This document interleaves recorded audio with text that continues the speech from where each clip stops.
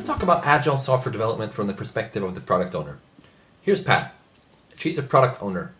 She has a product vision that she's really passionate about.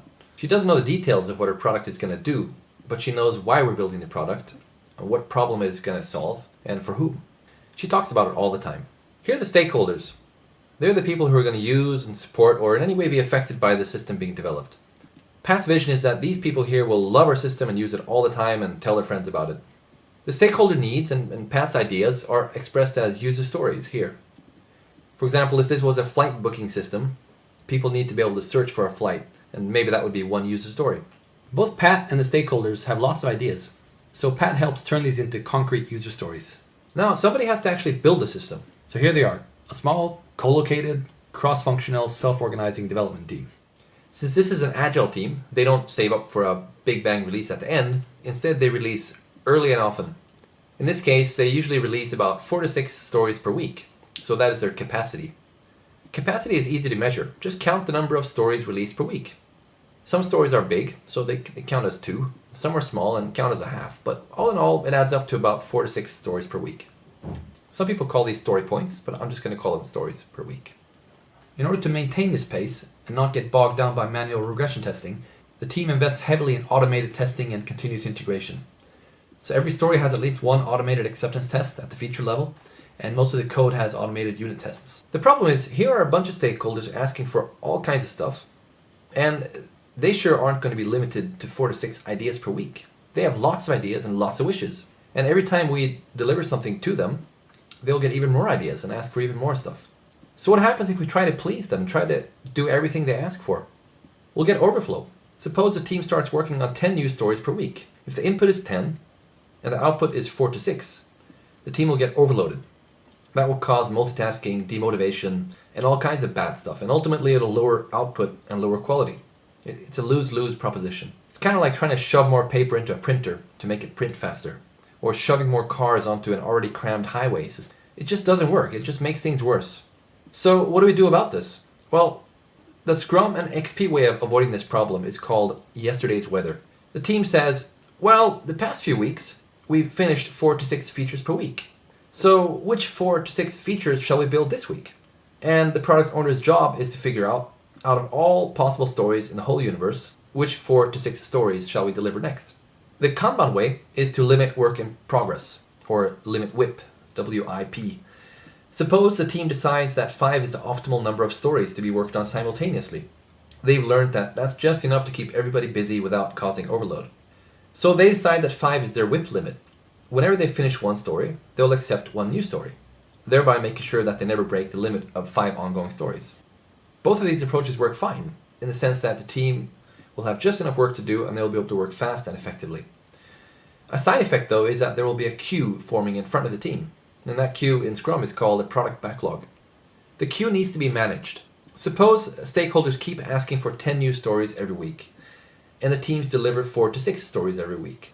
That means the queue will just keep getting longer and longer, right? So before you know it, you have a 6-month-long wish list in the backlog, and growing. That means that on average, every story that the team delivers is something that somebody asked for 6 months ago. How agile is that? So there's really only one way to stop the queue from getting out of control, and that word is no. It is the most important word for product owner, and Pat practices it every day in front of the mirror.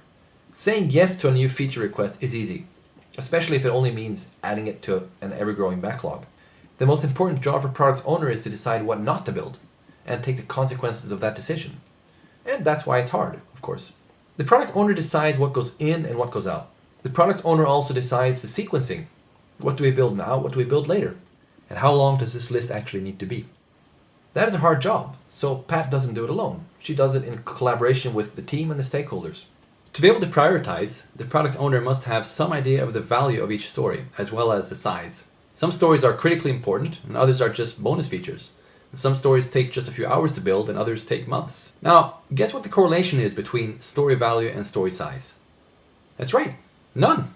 Bigger doesn't mean better. Think of any system that you've used, and I bet you can think of at least one really simple feature that is very important, that you use every day, and I bet you can think of at least one huge complicated feature that is totally unimportant. Value and size is what helps Pat prioritize intelligently. Like here, these two stories are roughly the same size, but have different value. So build this one first. And over here, these two stories have roughly the same value, but different size. So build this one first, and so on. Okay, that sounds easy enough, but wait a sec. How does she know the value of a story? And how does she know the size? Well, here's the bad news. She doesn't. It's a guessing game. And it's a game that everyone is involved in. Pat continuously talks to stakeholders to find out what they value. And she continuously talks to the team to find out what they think is big or small in terms of implementation effort. These are relative guesses, not absolute numbers. I don't know what this apple weighs, or that strawberry, but I'm pretty sure that the apple weighs at least 5 times as much, and that the strawberry tastes better, to me at least. And that's all Pat needs to know in order to prioritize the backlog. It's pretty cool that way. At the beginning of a new project, our guesses will inevitably suck. But that's okay, the biggest value is really in the conversations rather than in the actual numbers. And every time the team delivers something to real users, we learn something and get better at guessing both value and size. That's why we continuously prioritize and estimate. Trying to get it all right from the beginning is pretty dumb because that's when we know the least. So the feedback loop is our friend. Prioritization is not enough though. In order to deliver early and often, we need to break the stories down into bite-sized pieces, preferably just a few days of work per story. We want this nice funnel shape with small clear stories at the front and more vague stories at the back. By doing this breakdown in a just-in-time fashion, we can take advantage of our latest insights about the product and user needs. All this stuff I've been talking about, estimating the value and size of stories, prioritizing, splitting, all that is usually called backlog grooming. Pat runs a backlog grooming workshop every Wednesday from 11 to 12. 1 hour per week. The whole team is usually there, and sometimes a few stakeholders as well. The agenda varies a bit, but sometimes it focuses on estimation, sometimes on splitting stories, and sometimes on writing acceptance criteria for a story, etc. So I hope you're noticing the theme here. Communication. Product ownership is really all about communication. When I ask experienced product owners what it takes to succeed, they usually emphasize passion and communication. So it's no coincidence that the first principle of the Agile Manifesto is individuals and interactions over processes and tools. So the product owner's job is not to spoon feed the team with stories. That's boring and ineffective. Pat instead makes sure everybody understands the vision, that the team is in direct contact with stakeholders, and that there is a short feedback loop in terms of frequent deliveries to real users. That way the team learns and can make daily trade-off decisions on their own, so Pat can focus on the big picture. Let's take a look at a few of the trade-offs that need to be made by Pat and the team. First of all, there's a trade-off between different types of value. Early on in a project, uncertainty and risk is our enemy. There's business risk. Are we building the right thing? There's social risk. Can these people build it? And there's technical risk. Will it work on the platform that we want to run it on? Will it scale? And there's cost and schedule risk. Can we finish the product in a reasonable amount of time for a reasonable amount of money? Knowledge can be seen as the opposite of risk. So when uncertainty is high, our focus is knowledge acquisition. We focus on things like user interface prototypes and technical spikes or experiments. Maybe not too exciting for the customers, but still valuable because we are reducing risk. From a customer value perspective, the curve looks like this in the beginning. As uncertainty is reduced, we gradually focus more and more on customer value. We know what we're going to build and how, so just do it. And by doing the highest value stories first, we get this nice steep value curve. And then gradually the value curve starts flattening out. We've built the most important stuff, and now we're just adding the bonus features, the toppings on the ice cream. This is a nice place to be because at any point, Pat and the team may decide to trim the tail, to cut right here, and move on to another more important project, or maybe start on a whole new feature area within the same product. That is business agility. So when I talk about value here, I actually mean knowledge value plus customer value, and we need to continuously find a trade-off between these two. Another trade-off is short-term versus long-term thinking. What should we build next? Should we do that urgent bug fix? Or build that awesome new feature that will blow the users away? Or do that difficult platform upgrade that will enable faster development in the future sometime? We need to continuously balance between reactive work and proactive work, or firefighting and fire prevention. And this relates to another trade-off. Should we focus on building the right thing? Or building the thing right? Or perhaps building it fast? Ideally, we want all three, but it's hard to find the balance. Suppose we are here, trying to build the perfect product with the perfect architecture. If we spend too much time trying to get it perfect, we may miss the market window or run into cash flow problems. Or suppose we are here, rushing to turn a prototype into a usable product.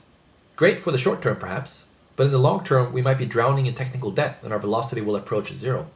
Or suppose we are here, building a beautiful cathedral in record time, except that the users didn't need a cathedral, they needed a camper van. So there's a healthy tension here between the Scrum roles. Product owners tend to focus on building the right thing.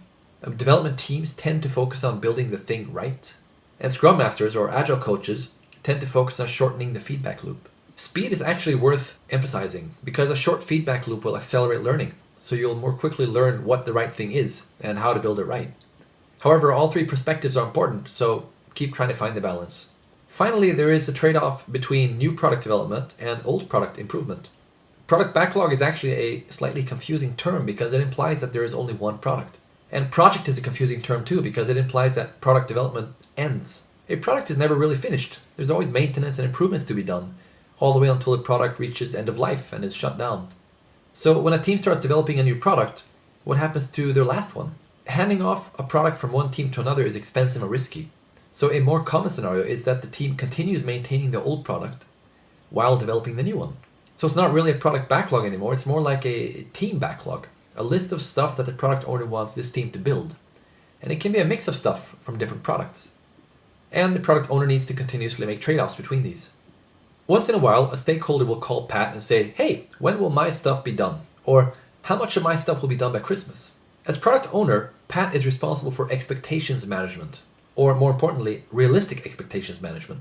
And that means no lying. I know, it's tough, but who said Agile was easy? It's not really that hard to make a forecast as long as it doesn't have to be exact. If you measure the velocity of your team, or the combined velocity of all your teams, you can draw a story burn-up chart, like this. This chart shows the cumulative number of stories delivered over time, or story points if you prefer. Note the difference. This curve shows output. That curve shows outcome. That's the output, and that's the outcome that we hope it will achieve. Our goal is not to produce as much output as possible. Our goal is to reach the desired outcome. Happy stakeholders. Using the least possible output. Less is more. Now look at the burn-up chart and you can draw an optimistic and pessimistic trend line. You can do it using fancy statistics voodoo or you can just draw it visually. And the gap between these lines is of course related to how wavy and unpredictable your velocity is. Luckily that tends to stabilize over time, so our cone of uncertainty should get tighter and tighter. Okay, so back to expectations management. Suppose the stakeholders ask Pat, when will all of this stuff be done? When will we be here? That's a fixed scope, variable time question. So Pat uses the two trend lines to answer. Most likely sometime between April and mid-May. Suppose the stakeholders ask Pat, how much will be done by Christmas? That's a fixed time, variable scope question. The trend lines tell us, we'll most likely finish all of these by Christmas, some of those, and none of those. And finally, suppose the stakeholders say, can we get these features by Christmas? Now that's a fixed time, fixed scope question. Looking at trend lines, Pat says, nope, sorry, ain't gonna happen.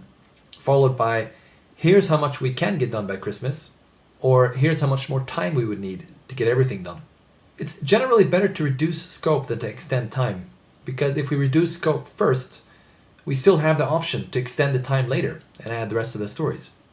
Vice versa doesn't work, because darn it, we can't turn the clock backwards. You know, time is rather annoying that way, isn't it? So Pat puts it this way. We could deliver something here and the rest later, or we could deliver nothing here and the rest later. Which do you prefer? These calculations are pretty simple to do, so Pat updates the forecast every week. The important thing here is that we are using real data to make the forecast, and that we are being honest about uncertainty. I said no lying, right? So this is a very honest way of communicating with stakeholders, and they usually appreciate that a lot. If your organization doesn't like truth and honesty, it probably won't like Agile. Now, a word of warning. If the team is accumulating technical debt, if they're not writing tests and not continuously improving the architecture, then they will get slower and slower over time, and the story burn-up curve will gradually flatten out. That makes forecasting almost impossible for Pat. So the team is responsible for maintaining a sustainable pace, and Pat avoids pressuring them into taking shortcuts. Okay, what if we have a larger project with multiple teams, and we have several product owners, each with their own backlog for a different part of the product? Overall, the model is really the same. We still need capacity management, we still need stakeholder communication, We still need product owners who can say no. We still need backlog grooming.